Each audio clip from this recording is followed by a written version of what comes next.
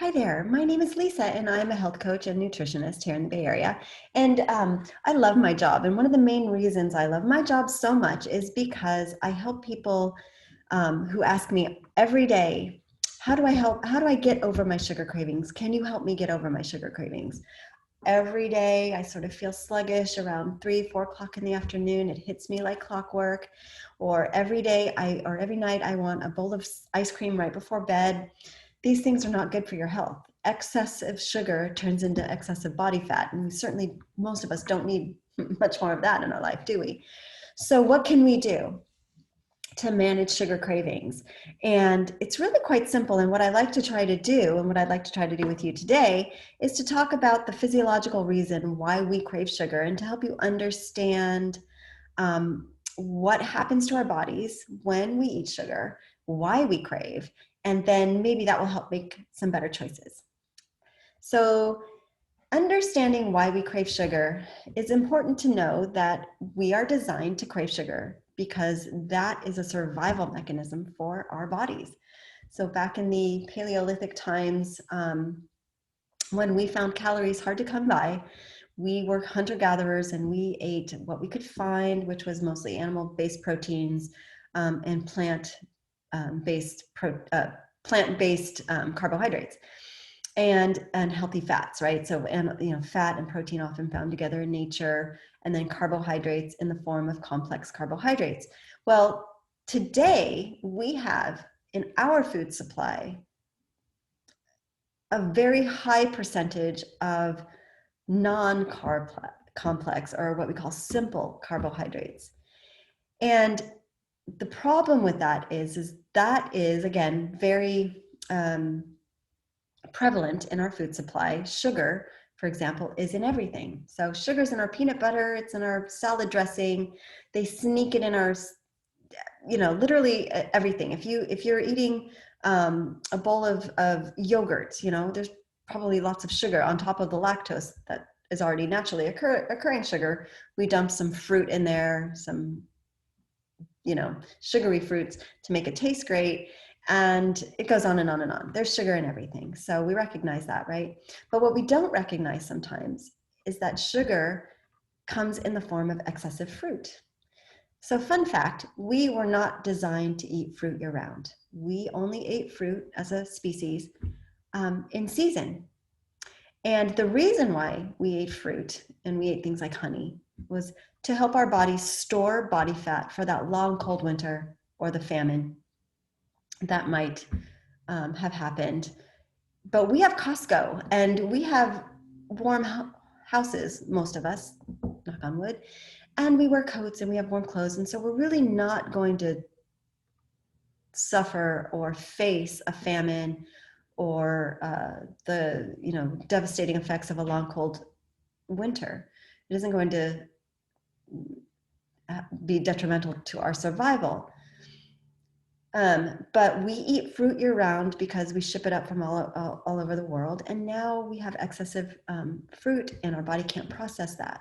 So it stores as body fat. Okay, body fat's not the issue. It's not what we're talking about today. Today we're talking about cravings. But I just wanted to understand why we eat, or why we crave sugar. It's a survival mechanism.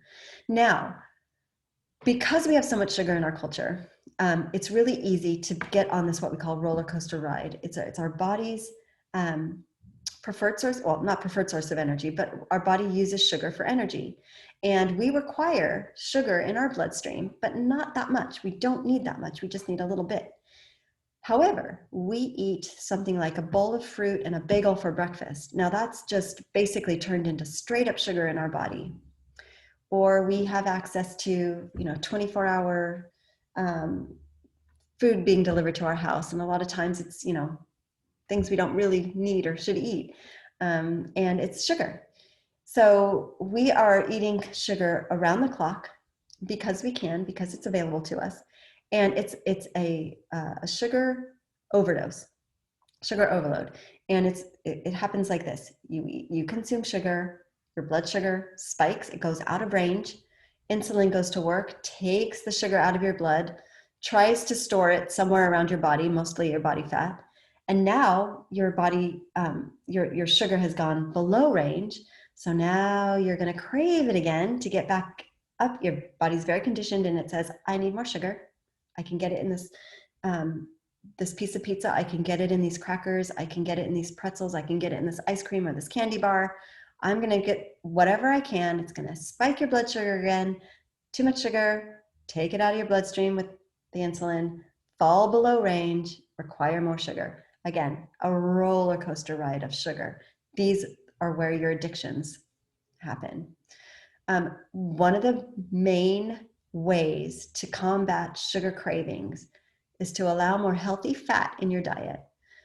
Now, you're going to have to rethink and reprogram all of those things that we've been told for many, many decades, that fat was bad for you, that fat would cause heart health conditions, that fat was, that's not true. Bad fat is bad for you, but healthy fat, those things such as healthy avocados, olive oil, coconut oil, butter, those kinds of fats, those things, egg yolks, those don't spike your blood sugar, don't create the insulin response, and don't take you on that roller coaster ride.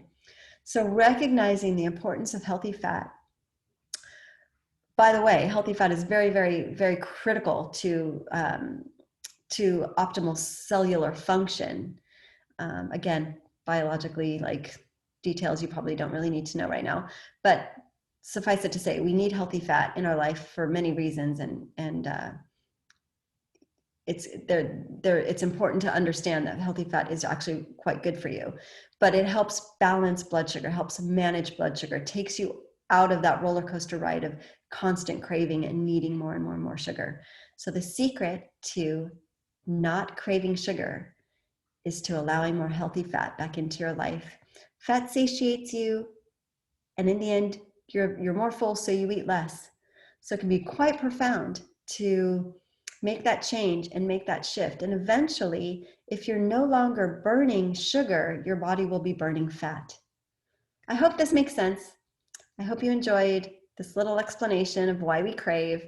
And I hope that you can apply some of these changes to helping you get off that crazy roller coaster ride we call sugar. All right, take care. Bye.